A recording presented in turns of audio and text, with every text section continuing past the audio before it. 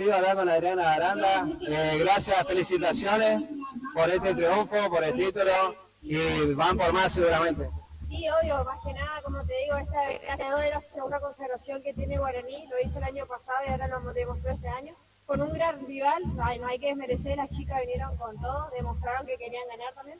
Pero bueno, por ahí nos costó un poco, pero bueno, lo pudimos dar vuelta en el segundo tiempo. Obviamente que fue todo con garra. Nosotros creo que en el primer tiempo no hicimos el juego que viene haciendo Guaraní, pero después del segundo tiempo que se habló, se trató de tranquilizar al equipo, porque en estos partidos sí uno sale con mucha ansiedad, ¿ves? Pero bueno, a demostrarle a la hinchada, a la barra y a toda nuestra gente, familiares, que Guaraní no le va a defraudar. Y este es Guaraní.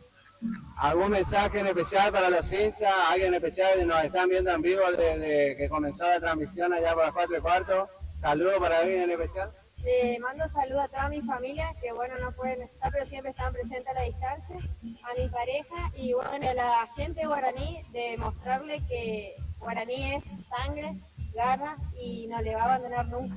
Bueno, muchísimas gracias. Gracias a vos.